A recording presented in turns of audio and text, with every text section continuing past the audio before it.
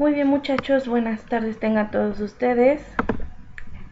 Bueno, por fin vamos a poder tener algo de clase y vamos a empezar y a continuar con los nuevos temas.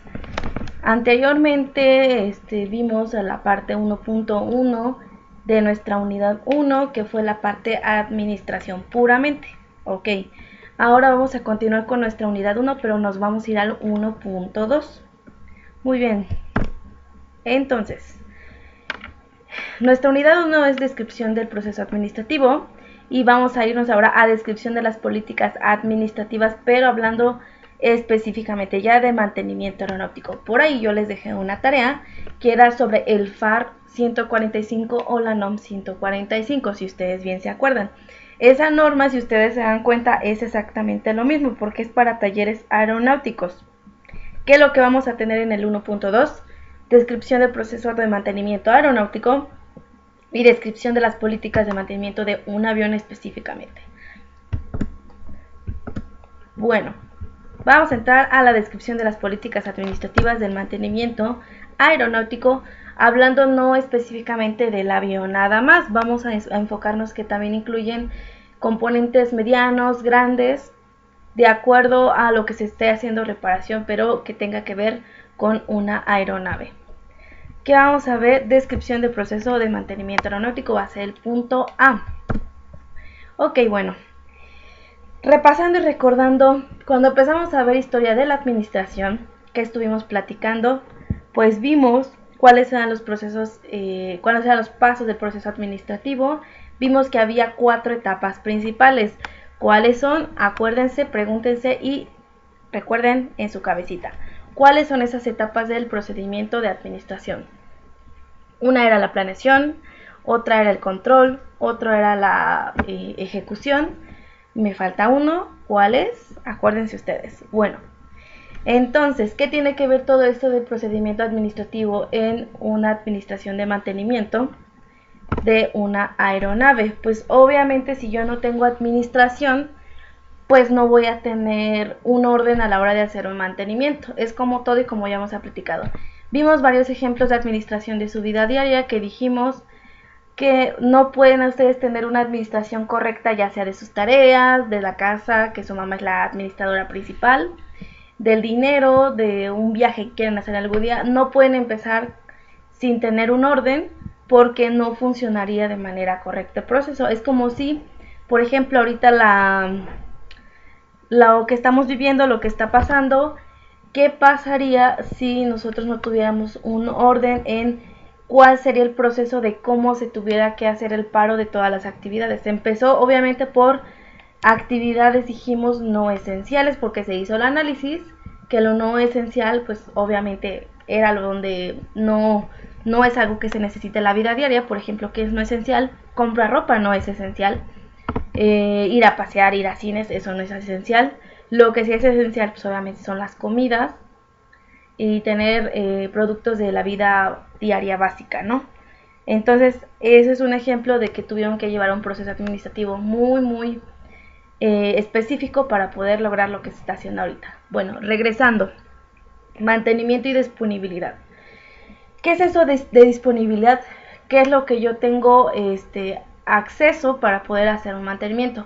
Primero y antes que nada, NOM 145, que viene de la SCT, por eso aquí dice SCT, que es la Secretaría de Comunicaciones y Transportes, dice sección 3, año 2001, que quiere decir que en el año 2001 se hizo la última modificación de esa norma mexicana que me dice que debe de tener un taller de mantenimiento aeronáutico. Es un procedimiento, se tiene que tener un procedimiento. ¿Para qué?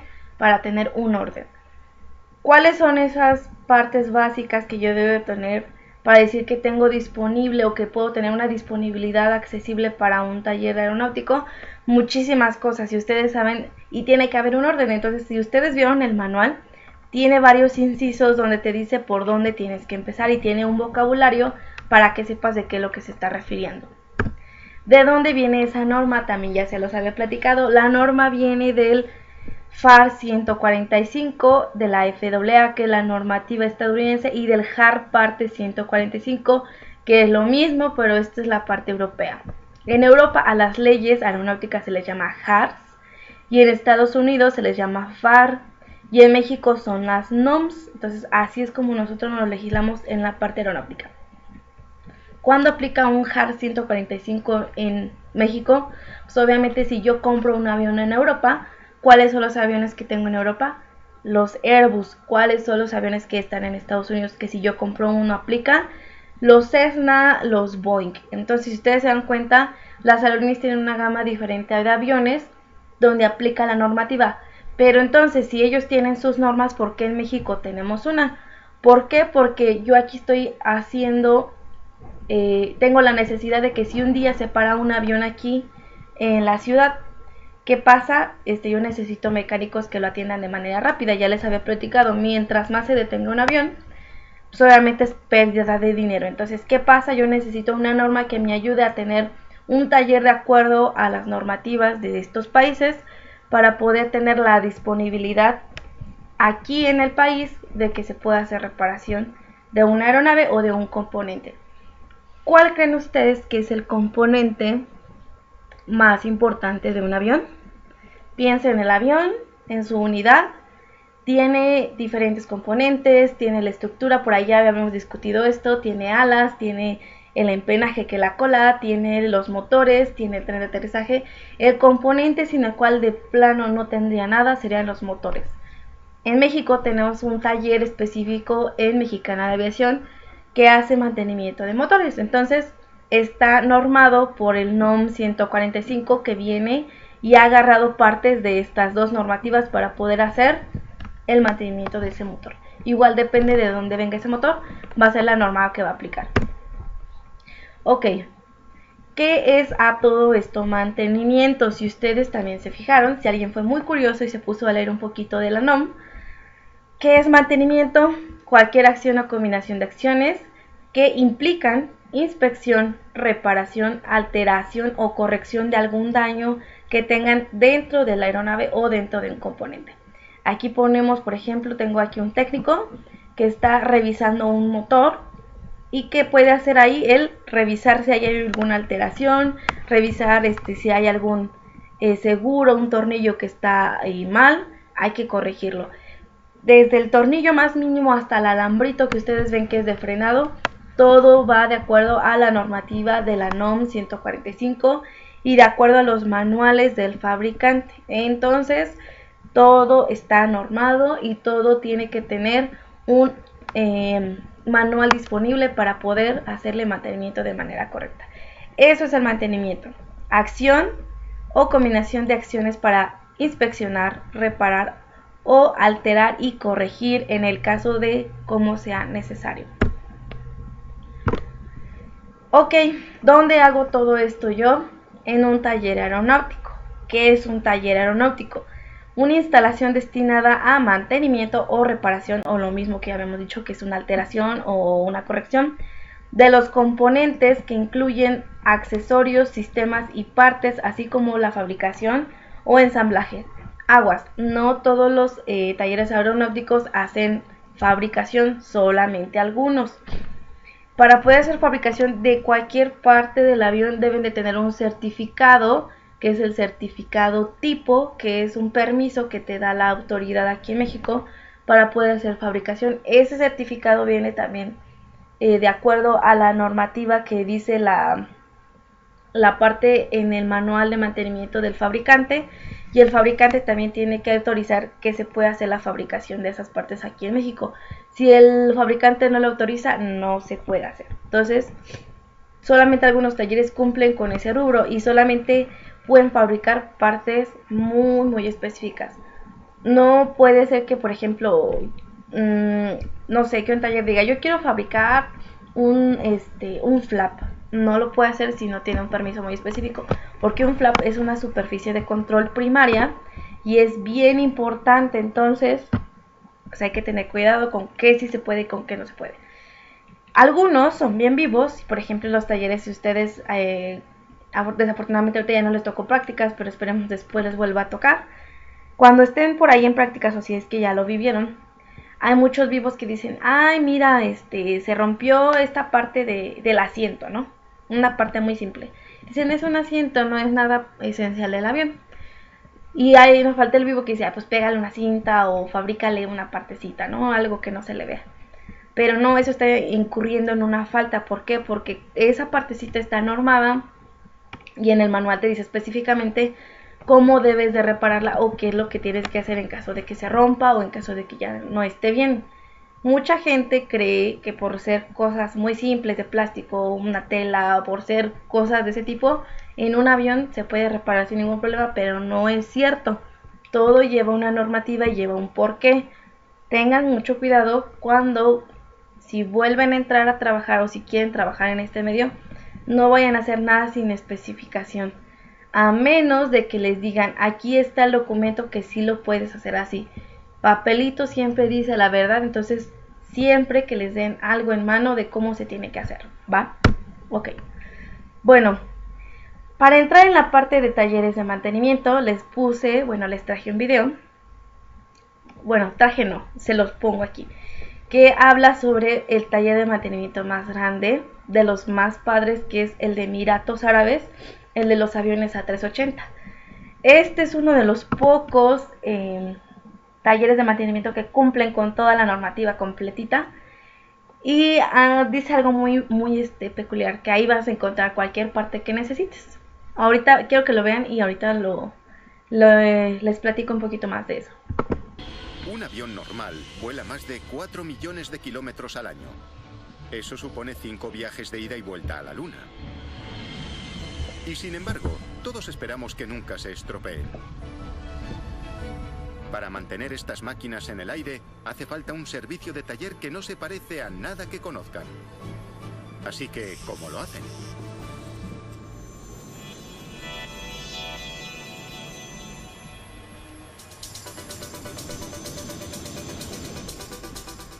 Departamento de Ingeniería de la compañía Emirates, aeropuerto de Dubái. El reloj empieza a correr en cuanto un avión entra por estas puertas. Cada segundo que está en tierra es un segundo que no gana dinero. Estos aparatos necesitan un servicio rápido. Y este equipo de técnicos cualificados necesita espacio para trabajar. Ha costado 300 millones de euros y es el taller más avanzado del mundo. Perdóneme porque está un poquito lenta la imagen. 8 hangares de 115 metros de ancho. Lo bastante grande para que quepan los aparatos gigantes del futuro. 2 kilómetros de pasillos en 2 niveles. Si un edificio de este tamaño se construyese con metal, afectaría al radar del aeropuerto, a los sistemas de guía del aterrizaje y a los sensores de los aparatos. Por eso los hangares tienen puertas antirradar, construidas con materiales ligeros como policarbonatos. Plataformas de 120 toneladas, como estas pasarelas móviles, facilitan el acceso a todas las zonas de los aviones. Cada año, más de 100 aviones pasan por este lugar para someterse a reparaciones y revisiones. Y todos deben estar en perfecto estado cuando se marchan.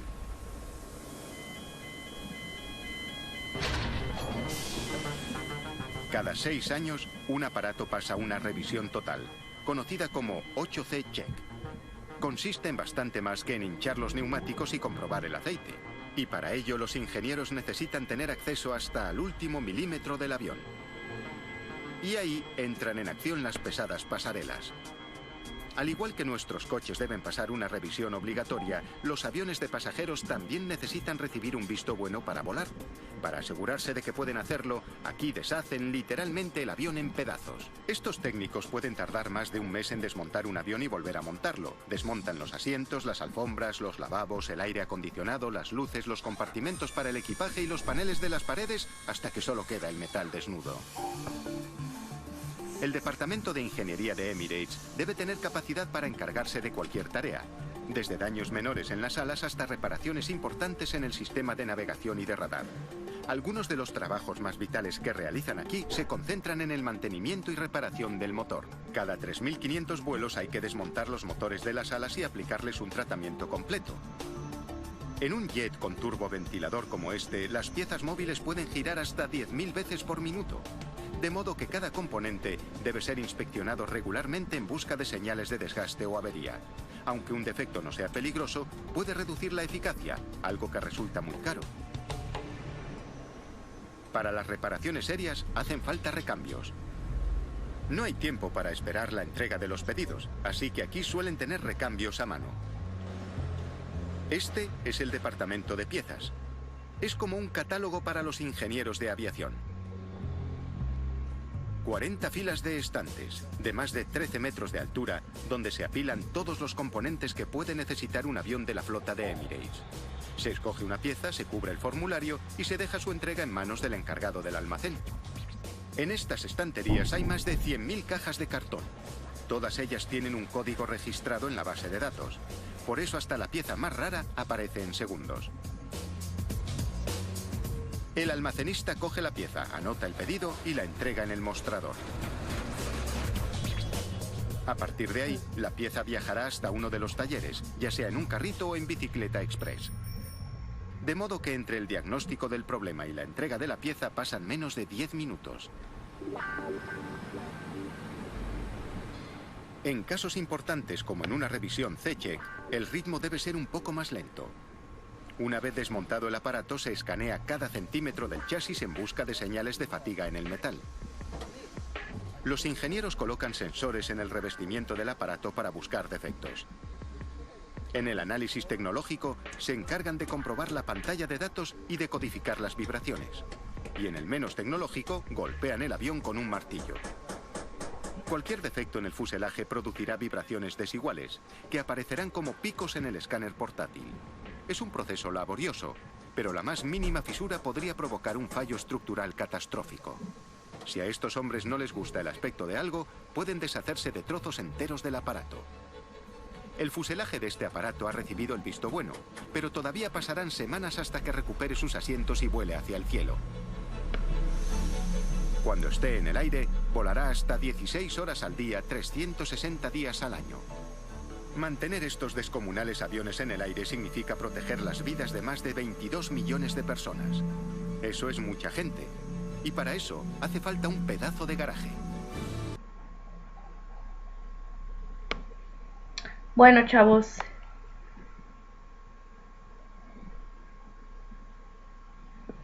el video no se ve muy bien, pero se los voy a dejar el link. Igual se los voy a subir a Teams, también ya lo tengo descargado para que lo puedan ver otra vez. Debido a que pues aquí si se dieron cuenta se veía muy feo. Entonces no se preocupen, se va a pasar. Como quiera la información se escuchó clara. ¿Qué es lo curioso que les decía yo que a mí se me hizo que me llamó la atención sobre este video? Es que dicen que en este tipo de hangar de mantenimiento tienen todas las partes disponibles, cosa que en la mayoría no pasa así. En Emirates seguramente, pues ustedes saben, es un país que tiene muchísimo dinero, tiene reservas de petróleo, tiene un montón de personas que tienen el dinero para poder meter negocios bien, para poder hacer las cosas bien. Aquí en México tenemos el problema que, como igual cuando llega un avión a mantenimiento, muchas veces no se sabe qué es lo que le va a fallar a ese avión. Muchas veces no sabemos qué es lo que ya viene fallando o qué es lo que va a fallar durante el mantenimiento, porque eso es algo bien común que todo el tiempo pasa. Algo que venía bien, a la mera hora falla, porque es ley de la parte, no es mecánica, que así sucede, ¿no? Entonces, debido a que a veces fallan partes que no se tenían contempladas o fallan partes que las que no tiene el taller de mantenimiento, se tienen que traer de otros países y tardan tanto tiempo en llegar que eso es el reto para que un avión se pueda sacar a vuelo otra vez. Por ejemplo, imagínense que al avión ya no le funciona bien un motor y se tiene que cambiar. ¿Qué pasa? Pues hay que buscar un motor por todo el mundo para ver quién lo tiene. Quién lo tiene, te lo puede vender, y aparte, si la aerolínea va a comprar el motor o lo va a rentar, hacer el trato para que los dejen tenerlo de esa manera, porque no todos están de acuerdo que no les den el dinero de manera inmediata. Entonces es un negocio bastante complicado, es muy interesante si se meten al mantenimiento, porque implica muchísimas cosas, y la parte administrativa que ustedes vieron y que vimos en la unidad, en la sección pasada, es difícil de mantener una administración muy controlada al 100% en un mantenimiento. Y ustedes después, más adelante, se van a dar cuenta por qué. Ok, continuando. ¿Cuáles son los elementos que requiere alguien o que requerimos para decir yo necesito hacer mantenimiento también? ¿Qué debo de tener yo disponible para que esto funcione de esa manera? Primero, y eso no se los puse ahí, y ya vamos a platicar más adelante de eso, es la planeación. ¿Qué es eso de planeación? Pues ya lo dijimos. Cuando un avión se tiene, que una aerolínea tiene un avión, que lo compró el avión y le dan el manual. Con el manual le dan el mantenimiento sugerido que debe de hacerle él al avión. El dueño de la aerolínea va a decidir cuándo le va a hacer ese mantenimiento al avión y por normativa siempre te dice que cada ciertos ciclos tú tienes que hacerle mantenimiento. Si la aerolínea desea no hacerle mantenimiento los primeros 6 años, puede hacerle una a los 9 años, pero con un permiso especial. ¿Por qué no lo quiere hacer? Porque no quiere pagar el avión, porque tal vez necesita mantenerlo en operación para poder obtener ese dinero para el mantenimiento. ¿Qué hacen? Piden una prórroga a la FAA para que les dejen que se alargue un poquito más el mantenimiento del avión, y o si no, unos 7 años, ¿no? Porque como ahí lo dice el video, cada 6 años es el mantenimiento mayor del avión. Esa es la primera parte. Los programas de mantenimiento de todos los aviones los diseña la aerolínea. Ellos son quienes van a decidir cada qué y cada cuánto van a querer parar su avión. En el caso de los aviones que son, por ejemplo, los helicópteros privados de gobierno, también tienen a una persona en específico que va a estar monitoreando esa aeronave y va a decidir cuándo hacer el mantenimiento. Si ya sabe que por normativa le toca cada cierto tiempo, pues lo van a hacer. Si tienen una emergencia que necesitan volar el helicóptero unos 2-3 vuelos más, piden un permiso especial para poder retrasar ese mantenimiento para que no los vayan a multar. Porque aunque no esté todo el tiempo la entidad normativa ahí detrás de ellos, siempre cada año se están haciendo auditorías, que son revisiones de la documentación, de la papelería, de la aeronave física, y se dan cuenta si se está cumpliendo o no con lo que estipula la normativa de hacer mantenimiento o no de la aeronave. Entonces es bien fácil que se encuentren fallas o que se encuentren disagrees, algo que no esté bien cuando se habla de normativa de una aeronave. Entonces, después que ya tengo yo mi planeación de la elección de cómo va a ser mi programa de mantenimiento, ¿qué es lo que vamos a tener? Instalaciones. Tenemos recursos humanos, recursos materiales y equipos. Eso es exclusivamente para decir yo voy a hacer un mantenimiento. Requiero todo eso. ¿Cómo lo voy a acomodar o cómo lo voy a tener yo? Eso, quien decida hacer su taller de mantenimiento va a decidir cómo va a ser su taller. Cómo va a ser el recurso humano, cómo va a ser el recurso material, qué equipos, dependiendo de las aeronaves que van a atender, porque todas tienen necesidades muy diferentes. Ok, vámonos a las instalaciones. ¿Qué son las instalaciones? Conjunto de obras de construcción necesarias para prestar el servicio permisionado. ¿Qué es el servicio permisionado? Ese es el servicio es el mantenimiento que van a dar. El permiso, pues obviamente el permisionado es el que tiene el permiso para poder hacer mantenimiento. Si no tienes un permiso, pues no lo vas a poder hacer. Entonces, mantenimiento es la prestación de un servicio y para ello tienes que cumplir con cierta normativa. ¿Qué debes de tener? En las instalaciones puede ser, dependiendo de cómo se hace mantenimiento, si es un mantenimiento mayor o uno consecuente, vamos a necesitar un hangar. ¿Qué es un hangar? Pues es una estructura donde se van a almacenar los aviones. Y obviamente la mayoría de los aviones que son grandes van a necesitar un hangar muy grande. ¿Para qué necesito yo un hangar? Pues obviamente aquí, si se dan cuenta, hay unas barras. Aquí se ponen lo que nosotros llamamos líneas de vida, que son arneses que se pone el técnico para caminar arriba del avión, porque no puede estar caminando sin una protección. Si se llega a resbalar del fuselaje del avión o de un ala, pues tiene el arnés y se sostiene y se cuelga de ahí y ya no pasó nada, ¿no? Entonces eso es por parte de la seguridad. Además, ¿de por qué necesito un hangar? Porque debo de proteger la aeronave de estar siempre en el sol. ¿Se puede hacer mantenimiento en una superficie donde no tengo yo protección? Sí, sí se puede. Pero si van a tener un avión parado 40 días, Imagínense los pobres técnicos como estarían ahí todo el tiempo en el sol. Entonces, el hangar se realiza con materiales como metales, maderas u hormigón. Las puertas que tienen los hangares de mantenimiento son de un polímero para evitar que haya interferencia entre las antenas y radares del avión, porque en el interior se están haciendo pruebas de esos sistemas de comunicación y de navegación, y porque como si tuviera yo unas puertas de metal, las ondas de radio que se transmiten mediante estas antenas se regresarían, chocarían y no haría la transmisión de manera correcta. Entonces, lo ideal es que siempre sea un polímero para evitar que no haya una transmisión correcta entre avión y torre de control, o avión a otro avión, o avión hacia una zona en específico para comunicación. También se puede hacer mantenimiento, como yo les decía, en plataforma. ¿Qué es una plataforma? Pues obviamente es la parte del aeropuerto que está específicamente acomodado para que ustedes hagan mantenimiento ahí. No tienen que usar las posiciones, por ejemplo, de carga y de descarga de embarque o de pasajeros, porque no es correcto y podría ser peligroso. Además de que tienen aviones cerca, pueden hacer como aquí se ve un tiradero de un charco, puede ser agua, puede ser aceite. Imagínense lo peligroso que puede ser para alguien que llegue con un carrito de maletas o alguien que esté dándole el rondín al avión. Debe de ser en una zona específica, y en el aeropuerto hay plataformas específicas para hacer mantenimiento. Algunos no lo cumplen y pues obviamente hacen mantenimiento en donde encuentren, cosa que no debería decir, y eso también está normado. Ok, otra parte muy importante del mantenimiento es el recurso humano. El recurso humano pues son todas las personas que van a participar para que se haga ese mantenimiento.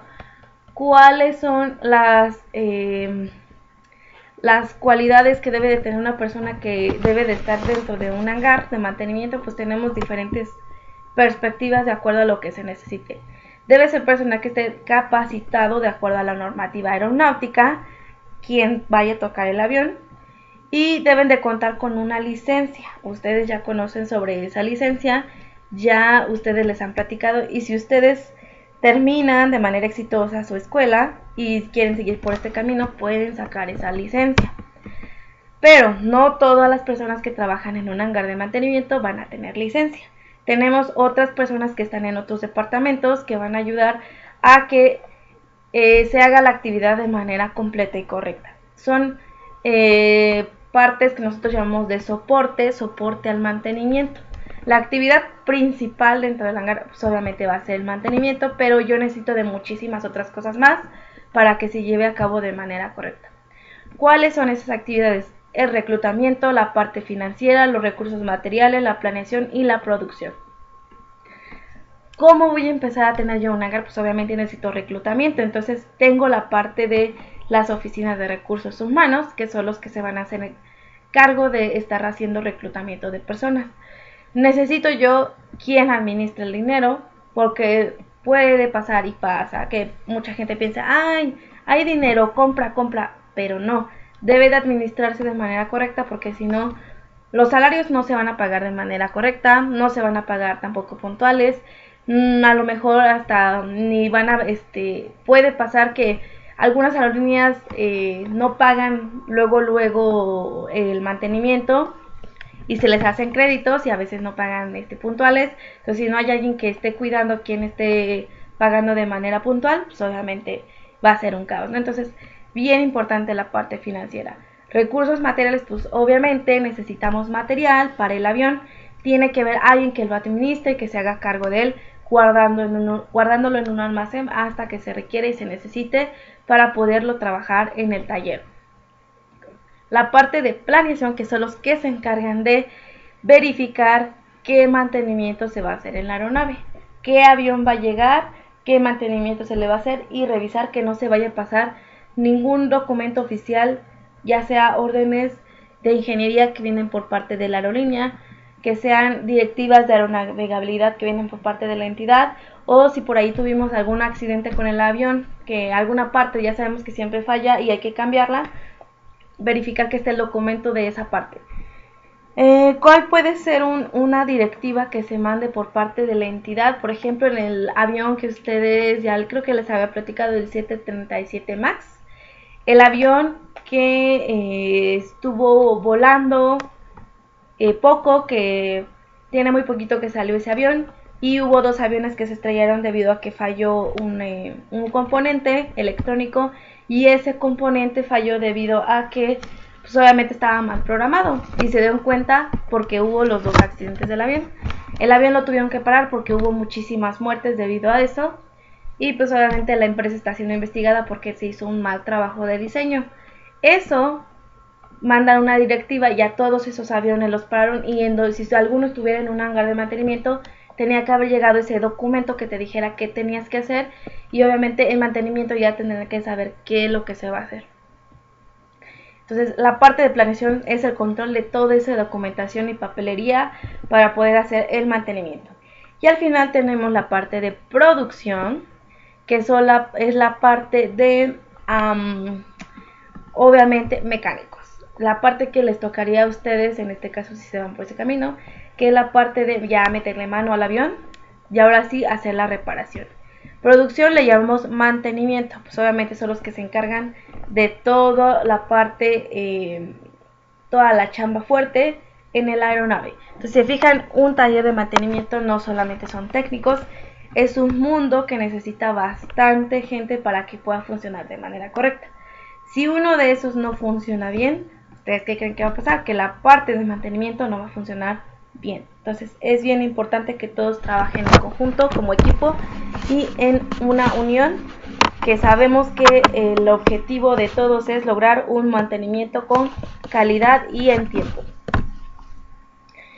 Ok, hablando específicamente de las personas de mantenimiento, ¿qué necesitan para poder tocar la aeronave? Una licencia aeronáutica. Ya les había platicado. La licencia es esta. Este es un ejemplo que me encontré y afortunadamente así es la licencia. La licencia viene qué tipo de técnico de mantenimiento es. Ustedes que van a hacer de motores van a obtener este técnico de mantenimiento clase 1 y viene así como T1. Viene su información, su domicilio y donde está, viene su nombre. Al reverso viene su firma y pues viene el capability que ustedes tienen para poder hacer mantenimiento en aeronaves de ala fija, motores y planeadores. Eso es lo que ustedes pueden trabajar. Entonces pueden tocar motores también para hacer mantenimiento. Sí, no todos tienen esa capacidad. Por ejemplo, sus compañeros de la ministería, ellos su licencia va a decir otra forma.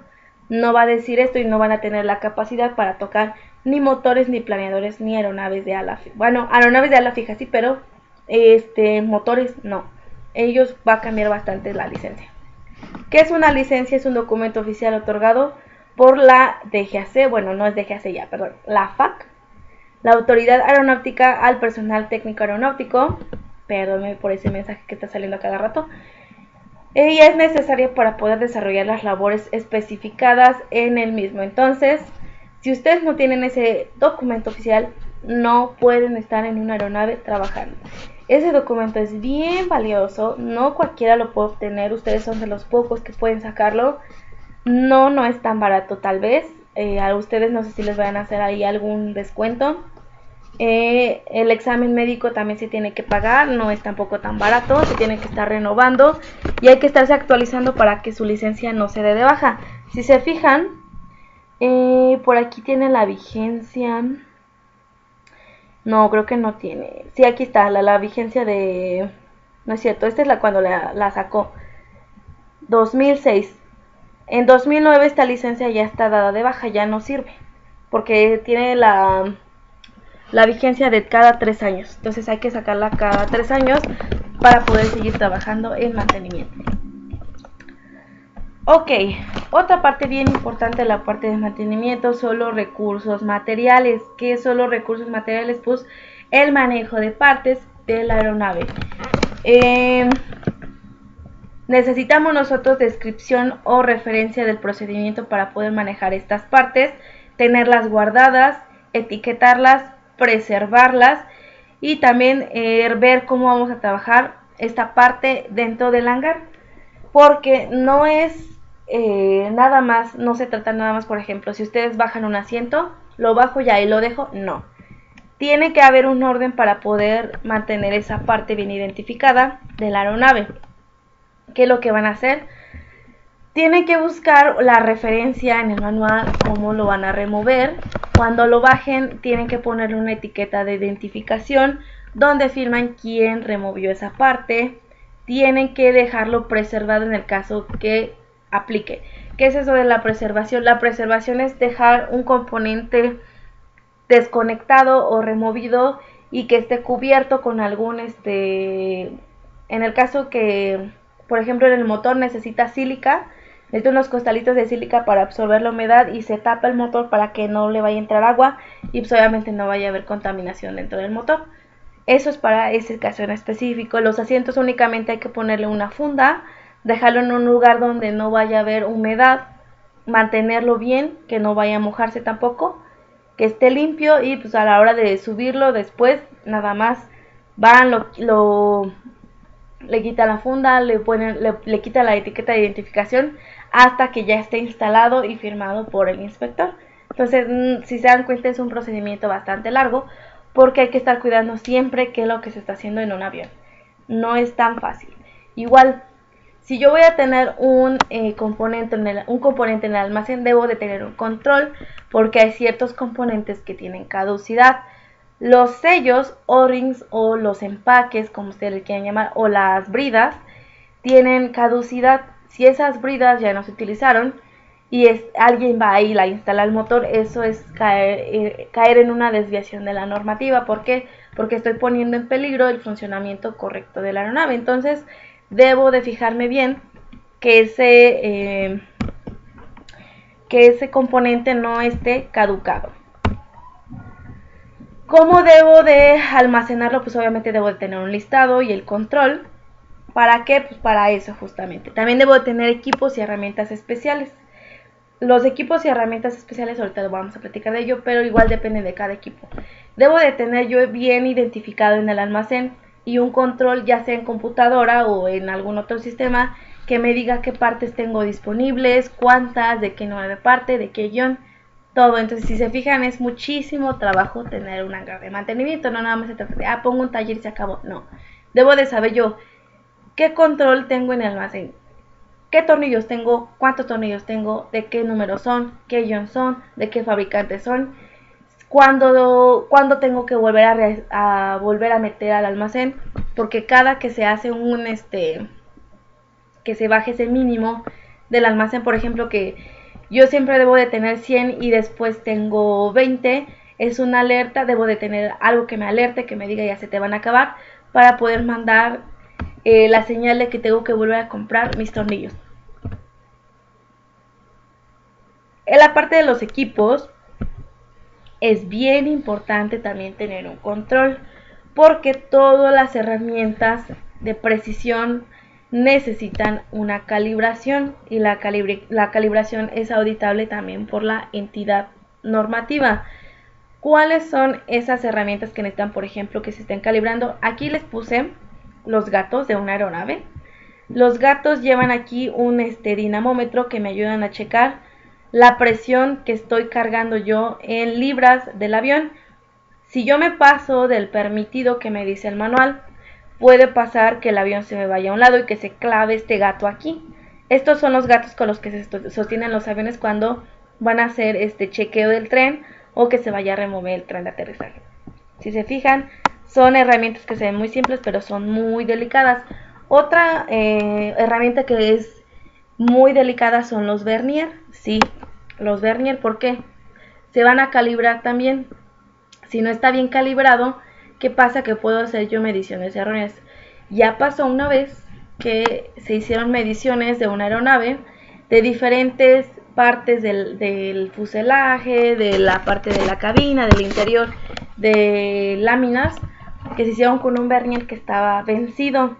Nadie se dio cuenta de que ese vernier estaba vencido, que nunca se fue a calibrar, y se tuvieron que bajar todos los aviones que se midieron con ese vernier porque se estaban dando medidas erróneas. Entonces tuvo que hacer medición otra vez de todo el avión, de todo lo que se midió con ese vernier, para verificar que no hubiera algún daño o que pudiera representar un riesgo para la aeronave. Imagínense, no es tan simple y tampoco no es cualquier cosa. ¿Qué es eso de calibrar? Es mantener lo que siempre dé la medida que debe dar. ¿Cómo hacen eso? Existe una entidad que se llama el CENAM, que es el Centro Nacional de Metrología, que está ahí en Querétaro, y ese centro se encarga justamente de hacer la calibración. ¿Cómo lo hacen? Tienen una referencia para hacer la calibración. Por ejemplo, si yo quiero calibrar una báscula, ellos tienen lo que llamamos un kilogramo patrón.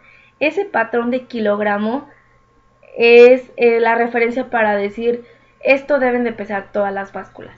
Entonces lo utilizan, ponen es como un pedacito de metal de 1 kilo, lo ponen en la báscula, hacen el calibrado en la báscula para que marque lo que es ese kilo de ese patrón, y todas las básculas de todo México deben de medir eso. Hasta ahorita yo sé que solamente el CENAM es el único encargado en hacer eso. Si ustedes quisieran saber la hora exacta en México, también poner la hora exacta en su reloj.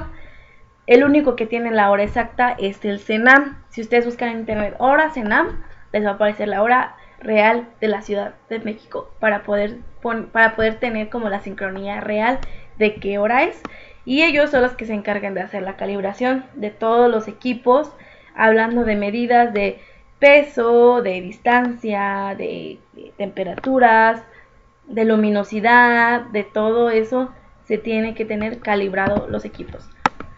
Luminosidad, ¿dónde se ocuparía en una aeronave? Para ver que la iluminación de las luces de navegación, las que están en las alas, estén mandando la luminosidad correcta que dice el manual.